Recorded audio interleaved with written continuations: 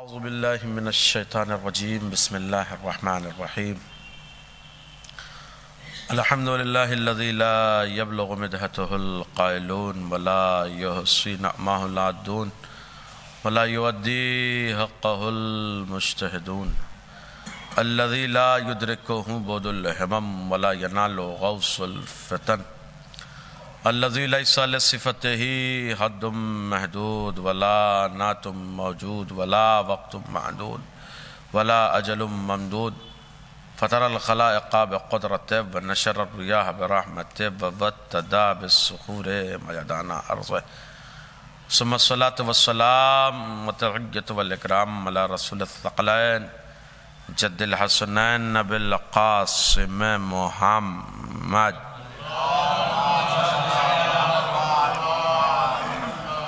وعلى آل بيته الطيبين الطاهرين المعصومين المظلومين المنتجبين المنتخبين على لعنة الله على القوم الظالمين من الآن إلى قيام يوم الدين أما بعد فقد قال رسول الله صلى الله عليه وآله وسلم بسم الله الرحمن الرحيم إنا لقتل الحسين حرارة في قلوب المؤمنين لا تبرد أبدا صلوات پڑھ دیں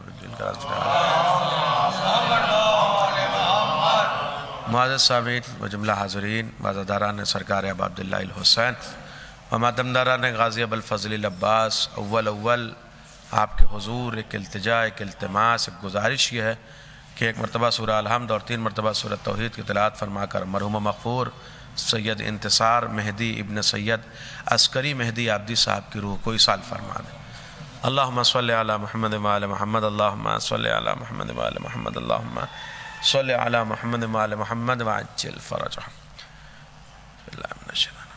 بسم اللہ الرحمن الرحیم الحمدللہ رب العالمین الرحمن الرحیم مالک یوم الدین إياك نعبد وإياك نستعين اهدنا الصراط المستقيم صراط الذين أنعمت عليهم غير المغضوب عليهم ولا الضالين بسم الله الرحمن الرحيم قل هو الله أحد الله الصمد لم يلد ولم يولد ولم يكن له كفوا أحد بسم الله الرحمن الرحيم قل هو الله أحد الله الصمد لم يلد ولم يولد بسم الله الرحمن الرحيم قل هو الله أحد الله الصمد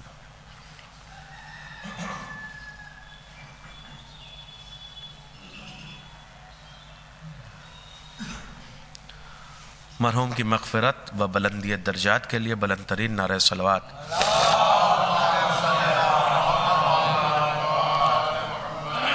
معزز سامعین و جملہ حاضرین وعزاداران سرکار ابا عبداللہ الحسین و ماتمداران غازی ابوالفضل العباس و بالخصوص ارواح علماء ذوی الاحترام و آیات اعظام ان کے حضور ان کے روبرو لب کشائی کا یہ موقع مجھے آج کی مجلس جو خطاب فرمانی ہے وہ جناب زینب کے حوالے سے خطاب فرمانی ہے اس عنوان کے لیے میں نے پیغمبر کی ایک حدیث کو سرنامہ کلام و عنوان بیان بنایا ہے اور یہ بڑی مشہور زمانہ حدیث ہے، کوئی نئی حدیث میں نے سرنامہ کلام نہیں بنائی ہے اور یہ مشہور زمانہ حدیث اور اسی حدیث سے مجھے جناب زینب تک آنا اور ایک حقیقت کی عکاسی کرتی ہوئی یہ حدیث، ایک سچائی کو بیان کرتی ہوئی ایک حدیث، ایک حقیقت پہنچاتی ہوئی ایک حدیث کہ انا لقتل الحسین حرارتن فی قلوب المومنین۔ یزید، میں یزید بھی نہ کہوں، میں اس دائرہ تھوڑا سا بڑھا دوں اس کا، ہر زمانے کا ظالم، ہر دور کا ظالم، بات یزید کو خطاب کر کے پیغمبر اکرم نے کہی ہے مگر شامل سب ہیں۔ انا لقتل الحسین حرارتن فی قلوب المومنین۔ تم یہ سمجھتے ہو کہ تم کسی صحرا میں لے جا کے، کسی دشت میں لے جا کے، کسی جنگل میں لے جا کے میرے نواسے حسین کے سر و تن میں جدائی کر دو گے تو حسین کا نام مٹ جائے گا، دنیا بھول جائے گی حسین کو، دنیا نام حسین فراموش کر دے گی، یہ تمہاری خام خیالی ہے۔ اچھا یہ بات پیغمبر کہہ رہے ہیں تو کم از کم امام حسین کی شہادت سے 50 سال پہلے کہہ رہے ہیں، کم از کم آدھی صدی پہلے گفتگو ہو رہی ہے اور آدھی صدی پہلے پیغمبر خطاب کر کے کہہ رہے ہیں انا لقتل الحسین۔ دنیا یہ نہ سوچے، ظالمین یہ نہ سوچے، یزید یہ نہ سوچے، بنی امیہ یہ نہ سوچے کہ وہ کسی صحرا میں لے جا کے میرے نواسے کے سر و تن میں جدائی کر دیں گے تو دنیا حسین کو بھول جائے گی، دنیا نام حسین کو بھول جائے گی، دنیا میں کوئی نام حسین لینے والا نہیں ہوگا، دنیا میں کوئی نام حسین پر مٹنے والا نہیں ہوگا، دنیا میں کوئی نام حسین پر جان دینے والا نہیں ہوگا، دنیا میں کوئی لبیک یا حسین کا نعرہ لگانے والا نہیں ہوگا۔ پیغمبر نے کہا بالتحقیق اللہ حسین کے قتل کے نتیجے میں، بالتحقیق اللہ حسین کے قتل کے نتیجے میں ایک حرارت پیدا کرے گا، ایک حرارت پیدا کرے گا۔ کہاں پیدا ہوگی یہ حرارت؟ فی قلوب المومنین، مومنین کے دلوں میں، فی قلوب المومنین، مومنین کے دلوں میں یہ حرارت پیدا ہوگی۔ اور یہ حرارت کب تک رہے گی؟ لا تبردو ابدا۔ جملہ محسوس کریے، ایک حرارت، حرارت کا ترجمہ آپ کی خدمت میں پیش کروں۔ حرارت کہتے ہیں بے چینی کو، حرارت کہتے ہیں سکون کے چھن جانے کو، حرارت کہتے ہیں اطمینان کے چھن جانے کو، حرارت کہتے ہیں سکون کا سلب ہو جانا۔ اللہ کا پیغمبر کہہ رہا ہے اِنَّا لِقَتْلِ الحسین۔ آج کے زمانے میں 14 صدیاں گزرنے کے بعد جب ظالم اور ظلم کا چہرہ آشکار ہے، جب مظلوم اور مظلومیت کا چہرہ آشکار ہے، جب پوری دنیا میں بلا تفریق مذہب و ملت ہر قوم پکار کے کہہ رہی ہے اور امام حسین کے نام کا نعرہ ہر قوم لگا رہی ہے، تو ایسے زمانے میں بھی، ایسے ماحول میں بھی ہمارے قوم کے جوان سوال کرتے ہیں، ہمارے قوم کے جوان سوال کرتے ہیں کہ مولانا بات سمجھ میں نہیں آتی، جب حق اور باطل اتنا روشن ہو چکا ہے، اب بھی کوئی یزید رضی اللہ تعالیٰ عنہ کا نعرہ لگا رہا ہے، اب بھی کوئی سیدنا یزید کہہ رہا ہے، اب بھی کوئی یزید کی حمایت کر رہا ہے، اب بھی کوئی یزید کے پیچھے پیچھے چل رہا ہے۔ مولانا بات سمجھ میں نہیں آتی، جب اتنا روشن حق و باطل ہو چکا ہے تو دنیا حسین کے پیچھے پیچھے چلنے کو تیار کیوں نہیں ہے؟ میں نے کہا پیغمبر کی حدیث دیکھو، فیصلہ تو پیغمبر کر کے گئے ہیں۔ ایک آج میری بات پہنچ جائے، فیصلہ تو پیغمبر کر کے گئے ہیں۔ اِنَّا لِقَتْلِ الْحُسَيْنِ حَرَارَةً فِي قُلُوبِ الْمُؤْمِنِينَ۔ حسین کے قتل کی حرارت ہر دل میں پیدا نہیں ہوگی۔ کاش میری بات پہنچ جائے۔ حسین کے قتل کی حرارت، ہلال میں بڑا نازک سا جملہ عرض کر رہا ہوں، آپ کی محترم سماعتوں کے یہ جملہ محسوس کریے گا۔ اِنَّا لِقَتْلِ الْحُسَيْنِ، پیغمبر نے کہا حسین کے قتل کی حرارت ہر دل میں محسوس نہیں ہوگی۔ حسین وہیں پایا جائے گا جہاں ایمان پایا جائے، حسین وہیں پایا جائے گا جہاں ایمان پایا جائے۔ اب یہ بات کہنے کا حق ہے اس حدیث کی روشنی میں کہ مسلمان فرش عزا سے دور بعد میں ہوتا ہے، ایمان سے دور پہلے۔ ایک صلوات پڑھ دے حضرت آل محمد۔ اما یہ فرش عزا سے دور بعد میں ہو رہا ہے، پیغمبر کہہ رہے ہیں اِنَّا لِقَتْلِ الْحُسَيْنِ حرارت فی قلوب المومنین۔ اللہ حسین کے قتل کے نتیجے میں ایک حرارت مومنین کے دلوں میں پیدا کرے گا۔ حرارت، اس حرارت کو محسوس کریے۔ میں کیسے معنی کروں اس حرارت کا؟ حرارت یعنی سکون کا چھن جانا، حرارت یعنی اطمینان کا سلب ہو جانا، حرارت یعنی جو شے انسان کو بے چین کر دے۔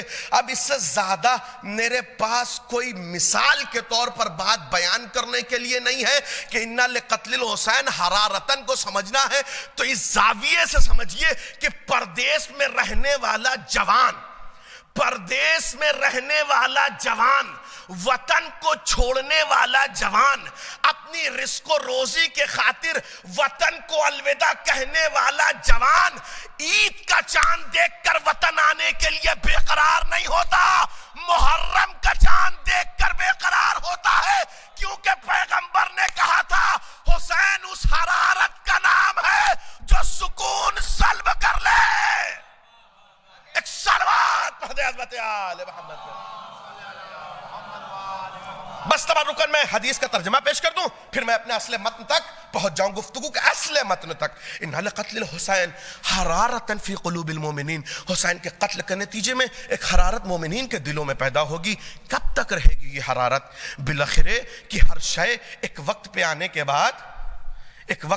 کے بعد وہ شے تمام ہو جاتی ہے۔ تو حسین کے قتل کی ایک حرارت پیدا ہوئی نا، یہ سورج کی تپش، یہ جو آپ سامنے دھوپ دیکھ رہے ہیں، یہ حرارت ہی تو ہے، مگر اس کا بھی ایک وقت معین ہے نا۔ سورج غروب ہوگا، بھلے اگلے دن دوبارہ طلوع ہو، لیکن اس کا غروب ہے نا۔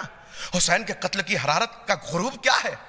حسین کے قتل کی حرارت کب تک رہے گی؟ پیغمبر نے کہا لا تبردو ابدا، حسین کے قتل کی حرارت ابد باقی رہے گی۔ ہم نے کہا ابد کا مطلب کیا ہے؟ لغت نے یہ بتایا کہ ابد کا مطلب ہمیشہ، ہمیشہ۔ میں نے کہا ہمیشہ بھی تو ایک لفظ ہے، ہمیشہ کا معنی کتنے سال پہ کیجئے گا آپ؟ 100 سال، 200 سال، 1000 سال، 5000 سال؟ ہمیشہ، ہمیشہ حسین کے قتل کی حرارت ہمیشہ رہے گی۔ میں نے کہا ہمیشہ کا مطلب سمجھائیے۔ لغت سے میں نے ابد کا معنی پوچھا، اس نے لفظ کے مقابلے میں ایک لفظ دے دیا ہمیشہ۔ ہمیشہ کتنے سال کو کہتے ہیں؟ اس کا معنی کتنے سال پہ کیا جائے؟ اللہ اکبر! اگر یہ معنی سمجھنا ہو نا تو بچوں کی کتاب اٹھا کے پڑھیے، یہ معنی اس کتاب میں مل جائے گا آپ کو۔ میں نے کہا جب بچوں کو سکھایا گیا کہ اللہ میں کون سی باتیں پائی جاتی ہیں اور کون سی باتیں نہیں پائی جاتی، صفات ثبوتیہ و صفات سلبیہ، تو جو باتیں اللہ میں پائی جاتی ہیں، اللہ مدرک ہے، اللہ متکلم ہے، اللہ صادق ہے، اللہ حی ہے، اللہ قدیم ہے۔ اللہ قدیم ہے کیا مطلب؟ کہ ہمیشہ سے ہے، ہمیشہ رہے گا۔ میں نے کہا اللہ کب سے ہے؟ کہ لفظ کب سے نہیں تھا، اللہ تھا۔ کاش میں کیسے پہنچاؤں یہ باتیں۔ لفظ کب سے نہیں تھا، اللہ تھا۔ اللہ کب تک رہے گا؟ کہ لفظ کب تک نہیں رہے گا، اللہ رہے گا۔ میں نے کہا میں طفل مکتب ہوں، میری زبان میں سمجھائیے کہ اللہ ازل سے ہے، اللہ ابد تک رہے گا، اللہ ازل سے ہے، اللہ ابد تک رہے گا۔ جو لفظ ذات پروردگار کے لیے تھا، جو لفظ معبود کی کبریائی کے لیے تھا، پیغمبر نے وہی لفظ حسین کی حرارت کے لیے رکھا، وہی لفظ حسین کی حرارت کے لیے رکھا۔ لا تبرد ابدا، حسین کے قتل کی حرارت ابد ٹھنڈی نہیں ہوگی۔ کیا مطلب؟ کہ جب تک نعرہ تکبیر باقی ہے تب تک لبیک یا حسین باقی ہے۔ ایک صلوات بہت عظمت عالم یا اللہم صلی علی توجہ۔ لا تبرد ابدا، یہ حسین کے قتل کی حرارت ابد ٹھنڈی، اور یہی حرارت جو دلوں تک پہنچائی گئی ہے، جس ذات نے پہنچائی ہے، اسے زینب اولیاء مقام کہتے ہیں۔ توجہ رکھیے گا، اگر میں نے اپنی حدیث کا ترجمہ اور مفہوم پہنچانے میں کامیاب ہوں تو اصل متن تک جب گفتگو پہنچی ہے تو انشاءاللہ تعالیٰ آپ مزید محظوظ ہوں گے۔ اس بات کو محسوس کریں آپ کہ یہ جو حرارت پہنچی ہے نا دلوں تک، اس حرارت کو پہنچانے میں اگر عظیم کردار کسی ذات نے نبھایا ہے تو اسے زینب۔ دیکھیے اس وقت اس حدیث کو بہتر محسوس کیا جا سکتا ہے۔ اس زمانے میں ایک شے ہے جسے بہت تیزی کے ساتھ پروموٹ کیا جا رہا ہے، بالعموم مسلمانوں کے ذہن پر، بالخصوص شیعوں کے ذہن پر۔ انہیں مسلط ایک فکر ہے جو مسلط کی جا رہی ہے، ایک فکر ہے۔ اگر آپ محسوس کر پائیں، اگر آپ اس عمق تک پہنچ پائیں، اگر آپ اس گہرائی اور گہرائی تک پہنچ پائیں، وہ کیا ہے؟ ایک فکر ہے جو مسلط کی جا رہی ہے بالعموم مسلمانوں پر اور بالخصوص شیعوں پر۔ وہ فکر کیا ہے؟ کہ نا امیدی، مسلمانوں کو مایوس کیا جا رہا ہے، اور یہ ہو رہا ہے بالخصوص میں جس طبقے کی بات کر رہا ہوں، بالخصوص اس طبقے کو۔ آپ کو اپنا مستقبل بڑا دھدلا نظر آ رہا ہے، اپنا مستقبل بڑا دھدلا نظر آ رہا ہے۔ اب کل کیا ہوگا، اب کل کیا ہوگا، اب کل کیا ہوگا؟ یہ ظلم، یہ بربریت، یہ جارحیت، یہ تو بڑھتی جا رہی ہے، اللہ جانے کل کیا ہوگا۔ کہیں نہ کہیں نا امیدی کا ایک بیج جو ہے ہر دل میں ڈالا جا رہا ہے، نا امیدی کا ایک بیج جو ہے ہر دل میں بویا جا رہا ہے۔ کیوں؟ کہ اس لیے کہ انہیں نا امید کر دو، ہم اپنے مقصد میں کامیاب ہو جائیں گے۔ دیکھیے انسان نا امید کب ہوتا ہے؟ نا امید کب ہوتا ہے؟ میں بنارس سے تعلق ہے، میرا سرزمین بنارس سے تعلق ہے۔ اس وقت آپ آئیے میں دکھاتا ہوں، کسی کا کاروبار چھن جائے، چھینا جا رہا ہے، نا امیدی کا ایک زینہ، وہ سوچتا ہے کہ آپ کیا کریں گے۔ کسی کا مکان چھن جائے، کسی کو آئسولیٹ کر دیا جائے، کسی پر کیس پہ کیس لاد دیا جائے، تو یہ وہ اسباب ہے جو انسان کے وجود میں نا امیدی پیدا کرتے ہیں۔ اور ظالم یہی چاہتا ہے کہ ہم انہیں نا امید ہوتا ہوا دیکھیں۔ میں نے کہا میں کسی مکتب اور کسی مسلک کی گارنٹی تو نہیں لے سکتا، مگر جس مکتبہ فکر سے میں آتا ہوں، مگر جو مکتبہ کربلا ہے، مگر وہ مدرسہ کربلا ہے جس نے کربلا کو اپنے لیے مشعل راہ بنایا ہے. یہ قوم کبھی نا امید نہیں ہو سکتی. پوری ذمہ داری کے ساتھ یہ فقرہ کہہ رہا ہوں. جس نے کربلا کو اپنے لیے مشعل راہ بنایا ہے یہ قوم کبھی نا امید نہیں ہو سکتی. کیوں نا امید نہیں ہو سکتی؟ اس لیے کہ ہماری نظروں میں جناب زینب اولیاء مقام کا وہ تاریخی فیصلہ موجود ہے جو جناب زینب اولیاء مقام نے ابن زیاد کے دربار میں دیا ہے. ایک مرتبہ سب کچھ لٹ جانے کے بعد اما زینب ہے 72 لاشاں دیکھ کے آئی ہے, زینب ہے اجڑا ہوا مقتل دیکھ کے آئی ہے, زینب ہے جلا ہوا خیمہ دیکھ کے آئی ہے, زینب ہے جلا ہوا جھولا دیکھ کے آئی ہے, زینب ہے پامال لاشاں دیکھ کر آئی ہے, زینب ہے فدا ہوا کلیجہ دیکھ کر آئی ہے, زینب ہے کٹا ہوا شانہ دیکھ کر آئی ہے, زینب ہے فدا ہوا گلا دیکھ کر آئی ہے. سب کچھ دیکھنے کے بعد جب ابن زیاد کے دربار میں شہزادی اولیاء مقام پہنچی ہیں, ایک مرتبہ وہی نا امیدی کا بیج جو ہر دور کا ظالم اپنے مسلمان اللہ والوں کے چہروں پہ دیکھنا چاہتا ہے. ابن زیاد نے بھی مسکراتے ہوئے پوچھا, زینب کربلا میں کیا دیکھا؟ زینب کربلا میں کیا دیکھا؟ کیا دیکھا کربلا میں؟ میں نے بتایا نا کیا دیکھا زینب نے. زینب کو بتانا چاہیے تھا بھیا کا لاشا پامال دیکھا. کیا دیکھا کربلا میں؟ بھتیجے کا چھدا ہوا سینہ دیکھا. کیا دیکھا کربلا میں؟ بھتیجے کا پامال لاشا دیکھا. کیا دیکھا کربلا میں؟ بھائی کا کٹا ہوا شانہ دیکھا. کیا دیکھا کربلا میں؟ بھائی کا کٹا ہوا شانہ دیکھا. کیا دیکھا کربلا میں؟ جلا ہوا خیمہ, اجڑی ہوئی گود. یہ سب کچھ دیکھا نا کربلا میں. مگر ابن زیاد نے سوچا کہ پوچھیں زینب تم نے کربلا میں کیا دیکھا؟ اس لیے کہ ظلم کی تاریخ میں ایک اور ظلم کیا جائے. اب تک جسم پہ ظلم ہو رہا تھا, اب نفسیاتی حملہ ہو, اب نفسیاتی حملہ ہو اور زینب کو مزید مجروح کیا جائے. جناب زینب نے تاریخی فیصلہ کیا, ما رأیت الا جمیلہ, ما رأیت الا جمیلہ. میں نے تو کربلا میں صرف اور صرف جمال دیکھا ہے. میں نے تو کربلا میں صرف اور صرف خوبصورتی دیکھی ہے. میں نے تو کربلا میں صرف اور صرف حسن دیکھا ہے. حسن, جمال, خوبصورتی. اللہ اکبر, ان لفظوں کا معنی نہیں ہے میرے پاس. آپ جس شہر میں مقیم ہیں یہ شہر عزا ہے, یہ شہر ادب ہے, یعنی سو دبیر کا شہر ہے. اس شہر سے آپ پوچھئے, اس شہر کے مقیم حضرات آپ کو بتائیں گے کہ حسن کا اصل معنی کیا ہے. حسن کہتے کسے ہیں؟ جناب زینب نے کہا ما رأیت الا جمیلہ, میں نے سوائے جمال, یہ نہیں کہا کہ مصائب بھی دیکھا جمال بھی دیکھا, یہ نہیں کہا. زینب نے کہا بس اور بس جمال دیکھا, بس اور بس جمال دیکھا. اب ہم نظریں اٹھا کے کربلا کی طرف دیکھتے ہیں تو ہمیں مصائب نظر آتا ہے. جناب زینب کے فیصلے نے تاریخ رقم کر دی ہے.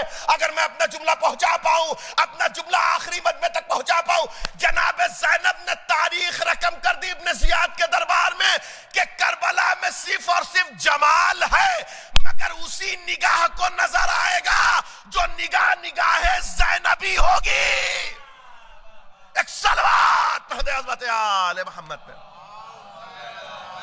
جمال کربلا یہ ہر آنکھ کو نظر نہیں آئے گا. کربلا کا حسن ہر نگاہیں نہیں دیکھ سکتی. جمال کربلا ہر بصارت محسوس نہیں کر سکتی. شرط ہے نگاہ زینبی ہونا کربلا کا جمال دیکھنے کے لیے. شرط ہے نگاہ زینبی. اب جناب زینب, اب میں کیا کروں کہ میں حاشیے میں نہیں جا سکتا. اب میں نہ میرے پاس اتنا وقت ہے اور نہ میں اس عمق تک پہنچنا چاہتا ہوں. میں ایک سطحی گفتگو کرنا چاہتا ہوں. جناب زینب, دو بازار ہے, دو دربار ہے. زینب کے سفر اسارت میں دربار کوفہ, دربار شام, بازار کوفہ, بازار شام. بنیادی فرق ہے نا, بنیادی فرق ہے. کوفے کے بازار میں اور شام کے بازار میں وہ بنیادی فرق کیا ہے؟ ایک منظر میں سے سن لیجئے. بازار کوفہ میں زینب آئی ہیں تو پورا بازار رو رہا ہے, بازار شام میں زینب آئی ہیں تو پورا بازار ہنس رہا ہے. بنیادی فرق ہے. یہ کیوں ہے؟ اب میں ایک مقدمہ پیش کر رہا ہوں 1 سے 2 منٹ کا. اس مقدمے کو اگر آپ نے محسوس کر لیا تو جناب زینب کا جملہ محسوس کر لیں گے آپ. مقدمہ کیا ہے؟ میں نے کہا بنیادی فرق, بازار کوفہ, بازار شام. دربار کوفہ, دربار شام. بازار کوفہ رو رہا ہے, بازار شام ہنس رہا ہے. کیوں؟ شام جو ہے نا, یہ دمشق, ڈیمسکس, یہ جو ہے نا, اس نے اسلام کو دیکھا ہے بنی امیہ کے چہرے میں. دمشقس اور دمشق اور شام کے جو مسلمان ہیں، انہوں نے جب سے کلمہ پڑھا ہے، نمائندہ اسلام کسے دیکھا ہے؟ یزید کے باپ معاویہ کو.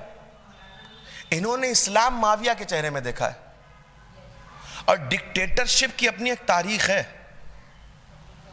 ڈکٹیٹرشپ کی اپنی ایک تاریخ ہے. ڈکٹیٹر کرتا کیا ہے؟ ڈکٹیٹر کرتا کیا ہے؟ کہ ڈکٹیٹر کرتا یہ ہے کہ جہاں وہ حاکم ہوتا ہے وہاں کی عوام کے وجود سے وہ شدت احساس بھی چھین لیتا ہے اور جرأت اظہار بھی چھین لیتا ہے. یہ دو لفظ آپ محسوس کریے. ڈکٹیٹر کی اپنی ایک تاریخ ہے. ڈکٹیٹر کرتا کیا ہے؟ کہ ڈکٹیٹر کا کام یہ ہے کہ یہ شدت احساس بھی چھینتا ہے، یہ جرأت اظہار بھی چھینتا ہے. کیا مطلب؟ انسان کے اندر سے حس مر جاتی ہے، احساس مر جاتا ہے، اور اگر احساس باقی بھی ہو تو قوت ختم ہو جاتی ہے کہ بیان کر سکے. ایک ہلکی سی مثال دے رہا ہوں. ڈکٹیٹر کیا کرتا ہے؟ جو میں نے پہنچایا، اس کا مطلب یہ ہوا کہ شدت احساس اور جرأت اظہار. اور ڈکٹیٹر اکثر اس بات کو محسوس کرنے کے لیے ایسے فیصلے کرتے ہیں تاکہ یہ پتا چلے کہ ان کے اندر شدت احساس ہے کہ نہیں، ان کے اندر جرأت اظہار ہے کہ نہیں، شدت احساس ہے کہ نہیں، جرأت اظہار ہے کہ نہیں. آپ کی سماعتیں بیدار ہو جائیں. میں مثال کا سہارا لے رہا ہوں. یہی وجہ ہے کہ معاملہ میڈیکل سائنس کا ہوتا ہے، معاملہ بیماری کا ہوتا ہے، معاملہ مرض کا ہوتا ہے، معاملہ دوا کا ہوتا ہے، معاملہ ویکسینیشن کا ہوتا ہے، مگر تالیاں بجوائی جاتی ہیں، مگر تھالیاں بجوائی جاتی ہیں. کیوں؟ کہ اس لیے کہ چیک کیا جائے شدت احساس باقی ہے کہ نہیں، جرأت اظہار باقی ہے کہ نہیں. شدت احساس اور جرأت اظہار ان میں باقی ہے کہ نہیں. ہر زمانے کا ظالم یہ بات جانچتا اور پرکھتا ہے کہ قوم میں شدت احساس ہے کہ نہیں، جرأت اظہار ہے کہ نہیں. یہی وجہ ہے کہ جہاں یزید کا باپ حاکم تھا اس نے اس معاشرے کے وجود سے شدت احساس بھی چھینا، جرأت اظہار بھی چھینا. انہیں اتنا مردہ بنا دیا کہ جمعے کی نماز بت کو پڑھا دی مگر کسی کی زبان پہ اف تک نہ آیا. نماز جمعے کی ہے، پڑھی بت کو جا رہی ہے، مگر کسی کی زبان پہ اوف نہیں. اتنا جری کر دیا اپنے نمائندوں کو کہ اگر قاضی نے فیصلہ دے دیا کہ یہ اونٹ مادہ ہے تو اونٹ نر ہوا کرے، مگر میرے قاضی نے کہہ دیا، مگر میرے جج نے کہہ دیا. یہ طریقہ معاویہ کا تھا. کہاں؟ شام میں. شام کون سی جگہ ہے؟ کہ شام وہ جگہ ہے جہاں یزید اور یزید کے اجداد نے حکومت کی ہے. یزید اور یزید کے اجداد نے حکومت کی ہے. شام وہ جگہ ہے جہاں امیہ بنباس کاٹنے آیا تھا. شام وہ جگہ ہے جہاں مکے سے شہر بدر کیا گیا نا، جب تبعید کیا گیا تو یہ شام آ کے ٹھہرا. یعنی شام وہ جگہ ہے جہاں یزید کے اجداد نے زندگی گزاری، یزید کے باپ نے حکومت کی. اب یزید تخت پر بیٹھا ہے. اب اگر میں یہ فقرہ پہنچا پایا اس مقدمے کے بعد، جناب زینب کربلا سے کوفہ آئی، کوفے سے شام کا سفر، شام کے بازار سے دربار شام کا سفر کیا جناب زینب نے. اور دربار شام میں پہنچنے کے بعد یزید کی آنکھوں میں آنکھیں ڈال کے اب جو زینب نے خطبہ دینا شروع کیا تو پہلا جملہ کا آزننت یا یزیدو، یہ جناب زینب کے خطبے کا پہلا جملہ، آزننت یا یزیدو. یزید کیا یہ تیرا گمان ہے؟ یزید کیا یہ تیرا گمان ہے؟ اسی لفظ پہ اگر آپ رک جائیں تو پوری مجلس ہے اس لفظ میں. زینب کہہ رہی ہیں یزید یہ تیرا گمان ہے، مگر زینب کو یقین ہے. یزید یہ تیرا گمان ہے، مگر زینب کو یقین ہے. تیرا گمان کیا ہے؟ تو نے حسین کو قتل کر دیا. تیرا گمان کیا ہے؟ تو نے نام حسین مٹا دیا. تیرا گمان کیا ہے؟ یہ تیرا تخت ہے. تیرا گمان کیا ہے؟ یہ تیرا تخت ہے. تیرا گمان کیا ہے؟ یہ تیرا دربار ہے. تیرا گمان کیا ہے؟ یہ تیرا شہر ہے، تیرا شہر ہے. ایک مرتبہ جناب زینب نے کہا زننت یا یزیدو، یزید کیا یہ تیرا گمان ہے کہ جس شہر میں تو بیٹھا ہے، جس دربار میں تو بیٹھا ہے، جس تخت پہ تو بیٹھا ہے، یہ تیرا شہر ہے؟ یزید یہ تیرا شہر تب تک تھا جب تک زینب کے قدم نہیں پڑے تھے.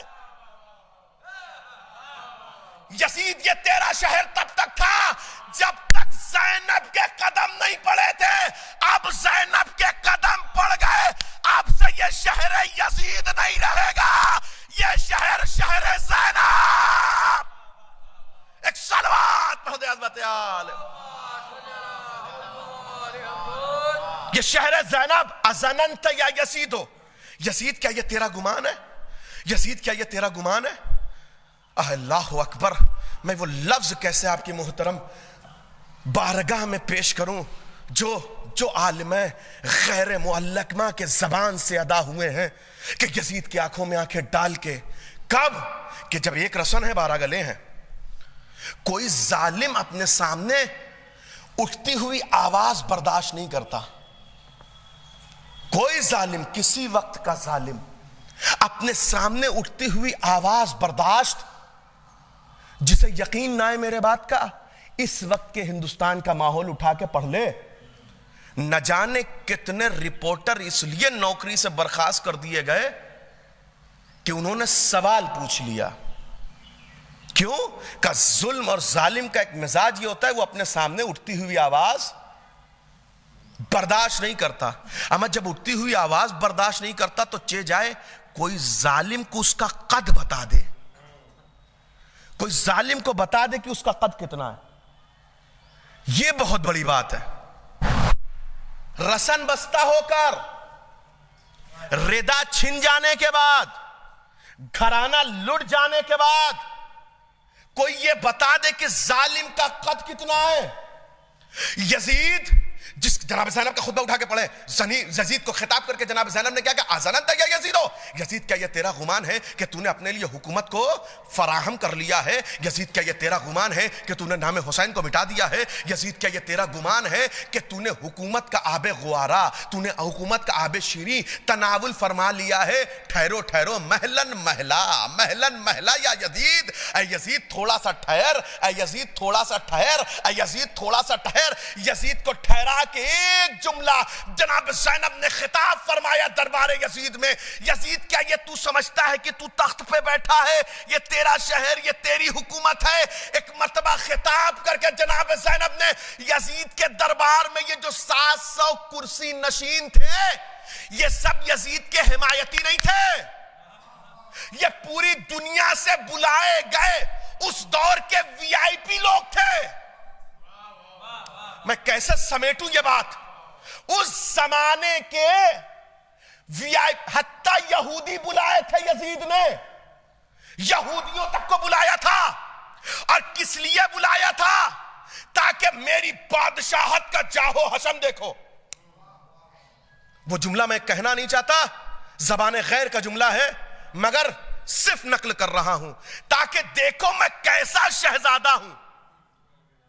اپنے آپ کو شہزادہ بنا کے دنیا کے سامنے پیش کر رہا تھا۔ 700 کرسی نشین پوری دنیا سے بلا کے بٹھائے تاکہ یہ بتائے کہ میری بادشاہت کیسی ہے، میری حکومت کیسی ہے، میں کیسا شہزادہ ہوں۔ اسی بڑے دربار میں جناب زینب نے یزید کی اوقات بتا دی۔ امین العدل یا ابن الطلقاء، یزید کا قد بتا دیا جناب زینب نے۔ امین العدل یا ابن الطلقاء، 700 کرسی نشین کے سامنے جناب زینب نے خطاب کر کے کہا، او غلام کی اولاد، جو اپنے آپ کو شہزادہ اور حاکم بتا رہا تھا، زینب نے نقاب کو دریدہ کیا۔ او غلام کی اولاد، او غلام کی اولاد۔ اب اگر آپ کی سماعت بیدار ہے، جملہ نظر کروں، زینب نے دربار یزید میں فیصلہ کر دیا، غلام کی اولاد تخت پر رہے تب بھی غلام ہے، شیر کی بیٹی رسن بستہ رہے۔ ایک صلوات مہدے عظمت عالمہ۔ امین العدل یا ابن الطلقاء، یزید اے غلام کی اولاد۔ میں 3 لفظ لے کے آیا تھا خطبے کا، اور تیسرے لفظ تک میں آ گیا، تیسرے لفظ تک میں آ گیا۔ وہ تیسرا لفظ پہلا، ازننت یا یزید ہو، یزید کیا یہ تیرا گمان ہے کہ تو نے اپنے لیے سب کچھ فراہم کر لیا؟ کیا یہ تیرا گمان ہے کہ تیرا شہر ہے، یہ تیری مسند ہے، یہ تیری خام خیالی ہے؟ یہ شہر شہر زینب ہے۔ دوسرا جملہ، یزید کا قد، امن العدل یا ابن الطلقاء، اے غلام کی اولاد، اے غلام کے بیٹے، اے میرے نانا کے آزاد کردہ کے بیٹے۔ اللہ اکبر۔ ابن الطلقاء کا ایک معنی اور پیش کر دوں، طلقاء کسے کہتے ہیں؟ فتح مکہ کے موقع پر اہل مکہ نے یہ سوچا کہ آج انتقام کا دن ہے. پیغمبر آئے مکہ فتح کرنے کے بعد، پیغمبر نے کہا آج انتقام کا دن نہیں، آج معاف کرنے کا دن ہے. لہٰذا کچھ بد نسب پیغمبر کی خدمت میں آئے. میں نے بڑی احتیاط سے لفظ صرف کیا تھا. کچھ بد نسب پیغمبر کی خدمت میں آئے. پیغمبر نے کہا جاؤ تم آزاد ہو، ہمیں اپنا غلام بنا لیجئے، ہمیں اپنا غلام بنا لیجئے، ہمیں اپنا غلام بنا لیجئے. پیغمبر نے کہا جاؤ تم آزاد ہو، جاؤ تم آزاد ہو. جنہیں پیغمبر نے آزاد کیا وہ طلقاء کہلائے. پیغمبر نے جنہیں آزاد کیا وہ طلیق کہلائے. اسی سے بنا ہے طلقاء. جناب زینب نے کہا من اللدل یا ابنت طلقاء، اے میرے نانا کے آزاد کردہ غلام کے بیٹے. کیا مطلب ہوا؟ جناب زینب نے کہا امت کے لیے یہی تو ماتم کا مقام ہے، امت کے لیے یہی تو ڈوب مرنے کا مقام ہے. ارے جسے میرے نانا نے غلام نہیں بنایا اسے امت نے امام بنا دیا. ایک صلوات پڑھ دے حضرت آل محمد پہ. جسے میرے نانا نے غلام نہیں بنایا. تیسرے لفظ تک میں آ گیا. اسی لفظ پہ مجھے اپنی گفتگو کو سمیٹنا ہے. پہلا ازننت یا یزیدو، دوسرا امن اللدل یا ابن الطلقاء، تیسرا جناب زینب یزید کو خطاب کر کے کہہ رہی ہیں. کیا کہہ رہی ہیں؟ میں نے کہا نا اس وقت امام حسین مدینے سے نکلے ہیں، مکہ آئے ہیں، مکہ آئے ہیں، 124 دن مکے میں رہے ہیں. اور مکے میں حسین ہاتھ پہ ہاتھ دھرے بیٹھے نہیں رہے ہیں، بلکہ جو بھی حسین سے مل رہا تھا، ملاقات کر رہا تھا، حسین اپنا پیغام پہنچا رہے تھے، اپنا پیغام پہنچا رہے تھے امام حسین. اور حج کو عمرے سے بدل کے اب جو حسین کوفے کے لیے جا رہے ہیں تو خاموش سفر نہیں کر رہے ہیں. جو مل رہا ہے اسے اپنا مقصد بتاتے ہوئے جا رہے ہیں. کوفے کے راستے میں حر نے گھیرا اور کربلا تک لے کے آئے ہیں. تو شب عاشور تک جتنے خطبے امام حسین کے ہیں، جتنے خود حتیٰ ہرسمہ بن سلیم تک جتنی بات ہوئی ہے امام حسین کی، امام حسین نے اپنا مقصد سب کو بیان کیا. مگر کتنے لوگ نکل کے آئے؟ مشہور تعداد 72. ٹھیک ہے، یہ 72 شہید ہو گئے. 80 افراد پر مشتمل قافلہ تھا جو امام حسین نے جناب زینب اور مولا سجاد کے حوالے کیا تھا، جس میں مردوں میں ایک اکیلے مولا سجاد ہے. توجہ رکھے گا، جس میں مردوں میں ایک اکیلے مولا، باقی بچے ہیں، خواتین ہیں. 72 کی تعداد جو اللہ والوں کی تھی قتل کی جا چکی ہے. ایسا ماحول دیکھ کے جناب زینب دربار یزید میں کھڑی ہیں. اب یہ جملہ محسوس کریے آپ، اب یہ جملہ، یہ زینب کے جملے کا اثر ہے جو آج آپ مسجدوں میں شیعوں کو مرتا ہوا دیکھ رہے ہیں. یہ جو عزا خانوں میں اور جلوسوں میں شیعوں کو مرتا ہوا دیکھ رہے ہیں آپ، یہ زینب کے اس جملے کا خوف ہے. جناب زینب نے یزید کو خطاب کرنے کے بعد کیا کہا؟ یزید تو یہ سمجھتا ہے کہ حکومت تیرے لیے ہمار ہو گئی؟ یزید تو کیا سمجھتا ہے کہ تو نے حسین کے سر و تن میں جدائی کر دی؟ انہوں نے امام حسین کو دشمنی میں نہیں مارا تھا، بنی امیہ نے تو دشمنی میں مارا ہے. مگر یہ جو لشکر آیا ہے یہ اتنا، میں اس زمانے میں کہوں تو اندھ بھکتی ہی کہوں تاکہ بات پہنچ جائے، انہوں نے قربتاً اللہ مارا ہے امام حسین کو، قربتاً اللہ. وگرنہ اگر دشمنی میں کسی کو قتل کیا جاتا ہے تو مارنے کے بعد قتل ہو گیا، دشمنی ختم. یہ جو جس کے پاس کچھ نہیں ہے وہ کربلا کی گرم ریت اٹھا کے حسین کے اوپر کیوں پھینک رہا ہے؟ تاکہ اس ثواب میں ہماری بھی شرکت، اس گہرائی کو محسوس کریں، اس گہرائی. انہوں نے قربتاً اللہ مارا ہے امام حسین کو، معاذ اللہ نعوذ باللہ، نواسے رسول کو. ایسے ماحول میں جناب زینب یزید کے دربار میں کھڑی ہو کے جملہ کہہ رہی ہیں. تو کیا سمجھتا ہے؟ وہ کہہ رہا تھا نہ کوئی آیت آئی، نہ کوئی خبر آئی، نہ کوئی قرآن آئی، یہ تو بنی ہاشم کا ایک ڈھونگ تھا حکومت حاصل کرنے کے لیے. اے کاش میرے بدر والے ہوتے تو وہ دیکھتے کہ میں نے بنی ہاشم کے فرزند سے، علی کے بیٹے سے کیسا بدلہ لیا ہے. ایسے ماحول میں جناب زینب کہہ رہی ہیں واللہ لا تمحو ذکرنا، اے یزید یاد رکھ تو کچھ بھی کر لے مگر حسین کا نام نہیں مٹا سکتا. کاش میں جناب زینب کا یہ فقرہ پہنچا پاؤں. جناب زینب یزید کے دربار میں کہہ رہے فواللہ، قسم ہے میرے اللہ کی، قسم ہے مجھے خدا کی، لا تمحو ذکرنا، تم ہمارے ذکر کو نہیں مٹا سکتے، تم نام حسین کو نہیں مٹا سکتے. یہی جملہ آج کے یزیدیوں کے آنکھوں میں آنکھیں ڈال کے ہم کہنا چاہتے ہیں، مسجدوں میں بم پھوڑ کر، جلوسوں میں بم پھوڑ کر، عزاداری میں بم پھوڑ کر، یاد رکھو تم نام حسین نہیں مٹا سکتے، ہم رہیں نہ رہیں ہماری نسلیں بھی. اب میں جملہ عرض کر رہا ہوں، اگر آپ کی سماعتیں بیدار ہو جائے، تم اس عمل سے نام حسین نہیں مٹا سکتے، اس لیے کہ یہ قوم وہ قوم ہے، اما تمہارے پاس یزید کے نام پہ جینے کے لیے جتنے نہیں ہیں، اس سے زیادہ نام حسین پر مرنے کے لیے ہے. ایک صلوات پڑھ دے عظمت اس سے زیادہ اس قوم کے پاس نام حسین پہ مر جانے کے لیے لوگ موجود ہیں. اب یہ 3 فقرے میں نے پہنچا دیے. نتیجہ آپ کی محترم سماعتوں کے حوالے میری گفتگو تمام. امن اللہ ابن الطلقاء. اب یہ نتیجہ میرا نہیں ہے، میں نام آپ کی محترم سماعتوں کے نقل کروں. صاحب تفسیر نور، معلم قرآن آغا حاج کے رہتی، جنہوں نے قرآن کی تفسیر لکھی ہے، تفسیر نور، انہوں نے جناب زینب کا خطبہ پڑھا تو ایک خطبہ پڑھنے کے بعد ایک تاریخی جملہ کہا، اور بڑے آہستہ سے یہ جملہ پہنچاؤں گا.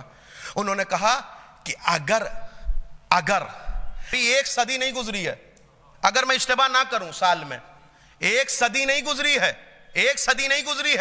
100 سال نہیں گزرے ہیں، مگر آہستہ آہستہ وہاں کی نسلیں ٹھیک ہونے لگی، بچے ٹھیک ٹھاک پیدا ہونے لگے. کیا مطلب ہوا کہ 1 صدی نہیں گزری، حملے نے اپنا اثر کھو دیا. اب تک تو پہنچ جانا چاہیے آپ کو. 100 سال نہیں گزرے، حملے نے اپنا اثر کھو دیا. اب محسن کراتی صاحب کا جملہ، اگر یزید کے محل پر ایٹمک حملہ ہوتا تب بھی اتنے پرخچے نہ اڑتے جتنے زینب نے خطبے سے اڑا دیے. کہ 100 سال میں اثر کھو دے، یہ زینب کے خطبے کا اثر ہے کہ 1400 سال گزرنے کے بعد وہی اثر آج تک باقی ہے. ایک صلوات پڑھ دے عظمت آل محمد. وہی اثر آج تک باقی ہے جو زینب کے خطبے کا اثر تھا. اور پھر اس کے بعد ایک عملی مشاہدہ، یہی عالم بعمل ایک عملی مشاہدہ پیش کرتے ہیں. وہ یہ کہتے ہیں کہ میں گیا شام کی زیارت کو، میں گیا ڈیمسکس، اور اس مقام کی زیارت کے لیے گیا جو یزید کا محل تھا. ٹھیک ہے، جب اس محل مسجد بنی امیہ، ٹھیک ہے، میں یزید کے محل میں گیا، اور جب یزید کے محل میں گیا تو میں نے یوں کھڑا ہوا. اب جملہ محسوس کریے گا، بڑے آہستہ سے، بڑی نزاکت اور لطافت کے ساتھ میں یہ فقرہ پہنچانا چاہتا ہوں. انہوں نے کہا کہ میں نے کھڑا ہوا، کھڑے ہونے کا چاروں طرف میں نے نظروں کو گھما کے دیکھا، چاروں طرف، جوانوں سے بالخصوص توجہ، چاروں طرف اپنی نظروں کو گھما کے دیکھا. کیا دیکھا؟ دیکھا کہ کوئی یہاں بیٹھا زیارت عاشورہ پڑھ رہا ہے، کوئی وہاں بیٹھا زیارت عاشورہ پڑھ رہا ہے، زینب کے خطبے کا اثر. کوئی یہاں بیٹھا زیارت عاشورہ پڑھ رہا ہے، کوئی وہاں بیٹھا زیارت عاشورہ پڑھ رہا ہے، کوئی وہاں بیٹھا زیارت عاشورہ پڑھ رہا ہے، کوئی وہاں بیٹھا، کوئی یہاں بیٹھا، کوئی وہاں بیٹھا، کوئی یزید کے محل میں کوئی یہاں بیٹھا زیارت. اب اس فقرے کو وہی سمجھے گا جو زیارت عاشورہ پڑھنے کا عادی ہے. جو نہیں عادی اسے پتہ ہی نہیں چلے گا مولانا پڑھ کے کیا چلے گئے. کوئی یہاں بیٹھا، کوئی وہاں. اللہم لعن خص انت اول ظالم باللعن منی وابد به اولا ثم الثانیہ والثالثہ والرابع. پروردگارہ ہم اس سلسلے پہ لعنت بھیجتے ہیں جس کا 5واں یزید ہے. خدایا ہم اس سلسلے پہ لعنت بھیجتے ہیں، اے کاش یہ سلسلہ پہنچا پاؤں. اللہ میں اس سلسلے پہ لعنت بھیجتا ہوں جس کا 5واں یزید ہے. وہ یہ کہتے ہیں کہ میں جب پہنچا یزید کے دربار میں، کوئی یہاں بیٹھا، اللہم لعن خص انت اول ظالم باللعن منی وابد به اولا ثم الثانیہ والثالثہ والرابع. اللہم لعن یزید خامسہ ولعن عبید اللہ ابن زیاد وابن مرجانہ وعمر ابن سعد وشمرا. جب یہ جملہ وہ کہتے ہیں میں نے سب کی زبان پہ سنا تو تڑپ کے سوچا ہے کاش کوئی بتا دے کہ یزید کی قبر کہاں ہے. اس کے دربار میں کھڑا ہو کر میں یہ سوچ رہا تھا، اے کاش کوئی بڑھ کے یہ بتا دے، بڑھ کے یہ بتا دے، بڑھ کے یہ بتا دے کہ یزید کی قبر کہاں ہے. میں پورے شام میں گردش کر کے دیکھ لیا، کوئی جوان نہ ملا یزید کی قبر کا پتہ بتانے والا. یہ ہے زینب کے خطبے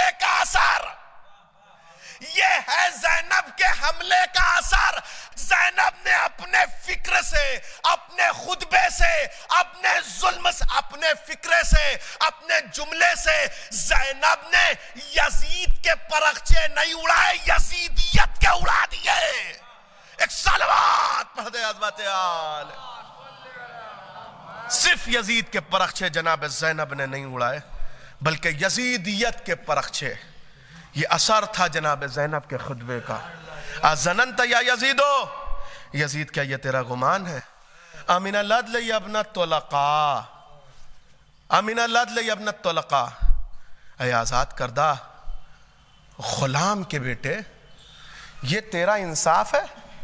یہ تیرا انصاف ہے؟ جناب زینب کا کردار اب اٹھا کے پڑھیں، محسوس کریں کیوں ان دونوں بازاروں میں فرق ہے، بازار کوفہ اور بازار شام میں۔ کہ بازار کوفہ میں اہل حرم کو لایا گیا تو پورا بازار رو رہا ہے، بازار شام میں لایا گیا تو پورا بازار ہنس رہا ہے، اس لیے کہ اسی کوفے میں زینب رہ چکی ہے، اسی کوفے کی عورتوں کو زینب نے درس تفسیر دیا ہے، اسی کوفے کی عورتوں کو درس اخلاق دیا ہے، زینب نے فقہ پڑھائی ہے۔ انہوں نے جب دیکھا نا زینب کو رسن بستہ، اب مشہور روایت ام حبیبہ کہاں پہچانا تم نے؟ مجھے مدینہ جانا نصیب ہو، کیوں جانا چاہتی ہو؟ کہ اپنی شہزادی کی زیارت کروں گے۔ کون؟ کہ زینب۔ کہ دیکھو گی پہچان لو گی؟ کہاں، کیوں نہیں؟ اب جو چہرے سے بالوں کو ہٹایا، کہاں پہچانا ام حبیبہ تم نے؟ یہ بازار کوفہ ہے۔ اور بازار شام آئینہ بندی کی گئی ہے بازاروں میں، آئینہ بندی کی گئی ہے بازاروں میں، اس انداز سے آئینہ بندی کی گئی ہے کہ پورا بازار کھڑا ہو کے ہنس رہا ہے، پورا بازار کھڑا ہو کے قہقہے لگا رہا ہے، قہقہے لگا رہا ہے۔ جناب زینب، ایک روایت میری نظروں سے گزری، بھائی یہی روایت اور میری مجلس تمام ہے، یہی روایت اور میری مجلس تمام ہے۔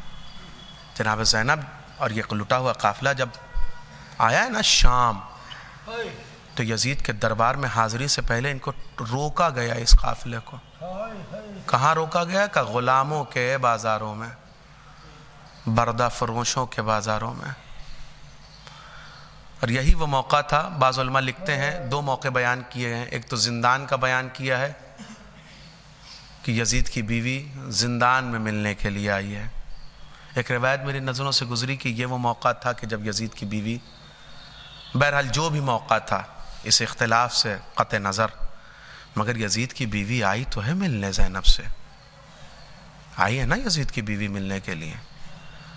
زینب ہے یہ زینب، علی کی بیٹی، فاطمہ کی بیٹی، کہ جو اپنے بابا سے کہتی تھی نا، بابا مجھے اماں کی قبر پہ جانا ہے، تو علی کہتے تھے زینب ٹھہرو، سورج ڈوب جانے دو، زینب ٹھہرو، سورج غروب ہو جانے دو، جب سورج ڈوب جائے گا تو رات کے اندھیرے میں اماں کے قبر پہ چلی جانا۔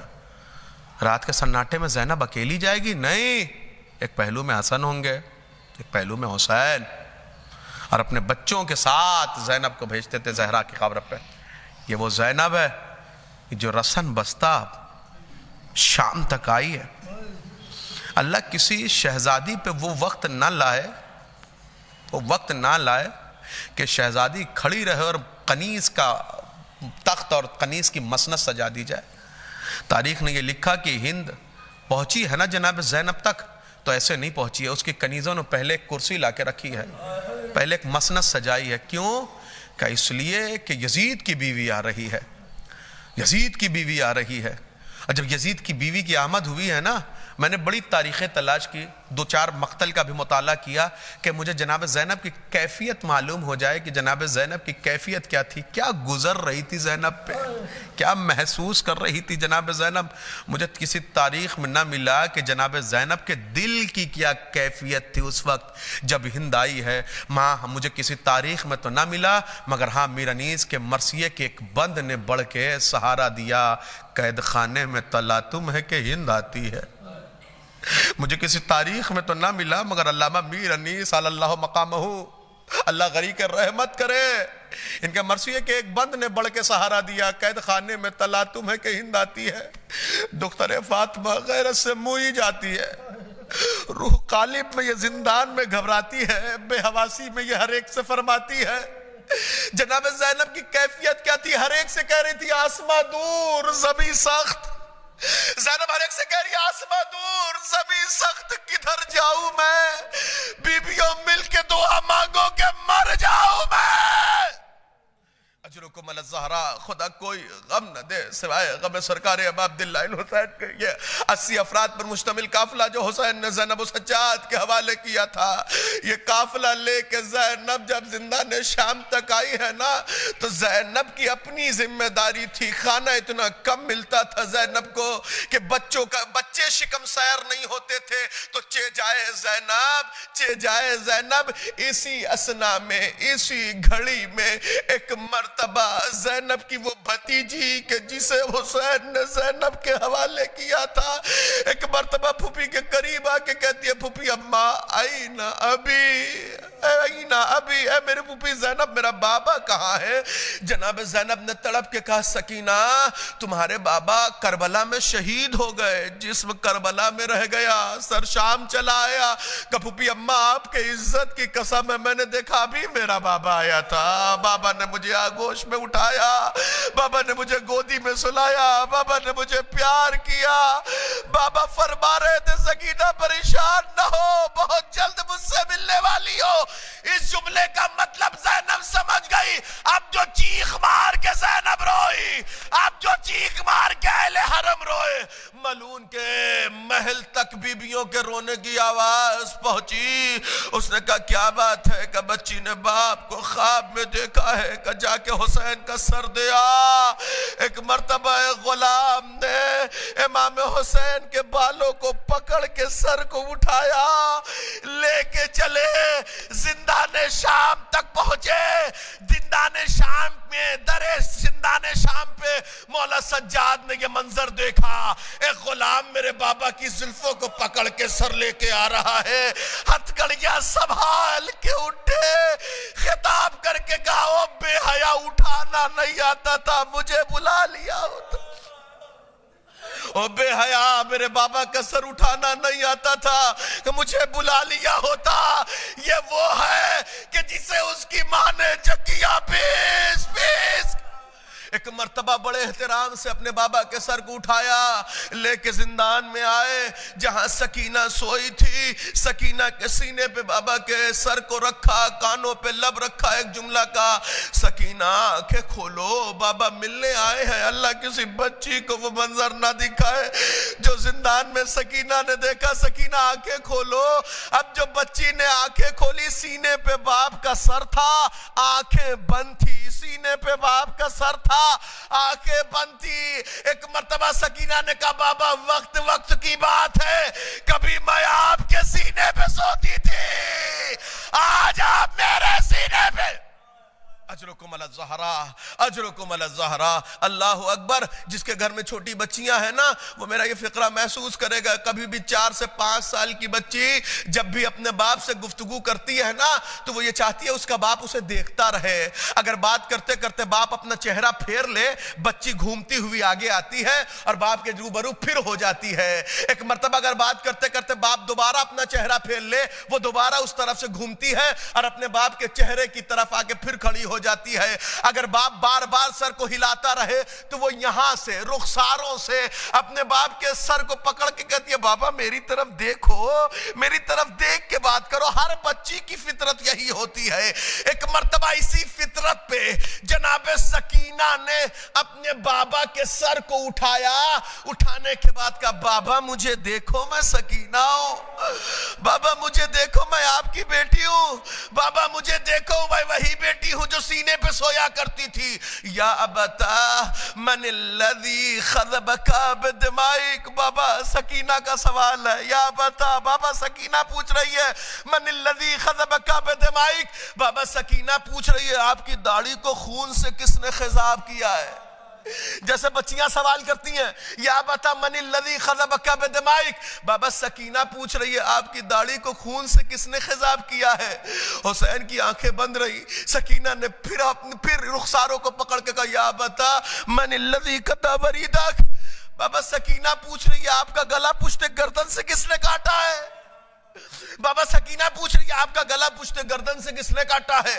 امام حسین کی آنکھیں بند رہی. سکینہ نے تیسرا جملہ کہا یا بتا من الذی اتمنی فی صغر سنی. بابا سکینہ پوچھ رہی ہے سکینہ کو بچپنے میں یتیم کس نے کیا ہے؟ بابا سکینہ کو یتیم کس نے کیا ہے؟